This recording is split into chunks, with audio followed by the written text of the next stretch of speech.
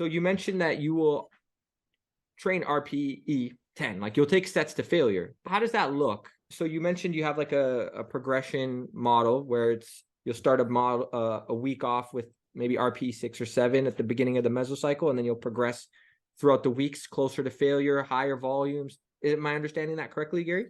Correct. Yeah, Okay. so the RPE is 6 to 7 first microcycle. Then as I progress through the phase, it gets, goes to 7, 8, 9. Coach doesn't really like me going to 10, but I still do. This is kind of Hmm. like a personal preference. And then once I hit that final attack phase where my volume is very high, that's when RPE is the highest, volume's the highest. And then the deloader taper week follows that, usually with a 6 to 7 RPE week. Okay. And how long does that last, those mesocycles on average, would you say? Let's say max 6 weeks. Okay. You were talking about 42 sets around there. We'll just say 40 plus sets for back. So if it's over 3 sessions, just for the listeners, right? Because they'll be intrigued. I'm assuming you're splitting that up evenly. Is that kind of the idea with that? Yeah, roughly. I would say it's about even. And you're basically doing that where you're training every set, all 40 sets to failure. Is that kind of the attempt to try and do that? Oh no. So like it's gonna be, 3 to 4 reps from failure the first week of the phase. Now the meat and potatoes of the phase, so like that middle ground where I'm increasing sets throughout the phase, and I'm leading myself toward that taper. In that middle, we're gonna say most of the sets are like around 8 to 9 RPE, which is like 1 to 2 reps from failure.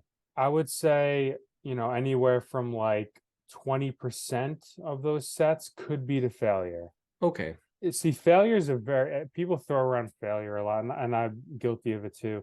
It's hard to tell if you really go to failure. Yeah, unless You you know what I go there, mean? right? Yeah, unless you're there and then you still can question it, right? You know what I'm saying? Like, so Yeah, this yeah. the rate of perceived exertion is this is perceived. This is what we think. I don't think there's a hard and fast rule like, oh, that was definitely failure. Like, it's hard to say. It's hard to say. But I try to inch as close as possible to failure without really overdoing it and going in like that. You know Yeah, what I yeah. mean? Which might explain why you can also tolerate the massive amounts of volume that you're doing, right? Like that could be one potential explanation for it. Like even with Doug Miller, right? Like he's doing really high amounts of volume, right? So Yes. if you're really going to the house, could you really be able to handle that much? It's in question for sure, unless you're like a genetic recovery god, right? Right. And also you got to take into consideration momentum. If I didn't use momentum there, would the RPE change? Sure will. Mm, Like it is a fine balance. So I try not to get too tied up in like the minutia details of RPE.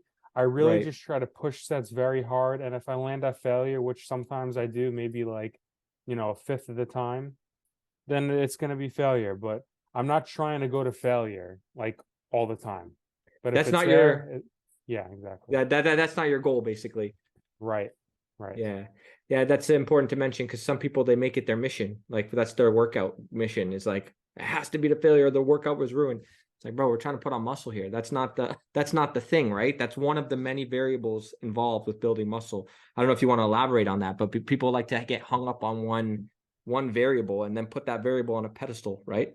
Whether it's this variable, volume, whether it's frequency, whether it's failure. Failure is a popular one though. I'm sure you heard of that one a lot, right? Yeah.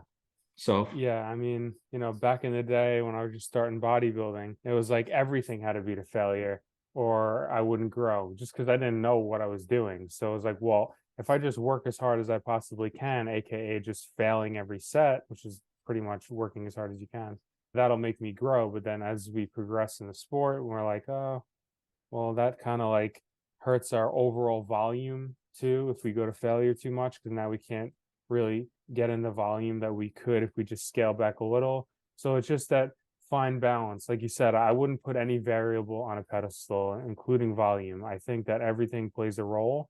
And also just keep in mind that we're all individuals. And like you said, Ben Howard, he could do 3 days a week, he said? yep. Yep. 3 days a week. Some people can grow on that volume, you Yeah. know? For me, I would not. Right. Yeah. So I'm doing the amount of volume that I feel I need to do to grow at the pace that I want to grow at. And that's really what everyone should do. Let's dive into your neck training, man. Why don't you talk about what made you want to start training your neck and then what that routine looked like for you specifically? So yeah, why don't you talk about that?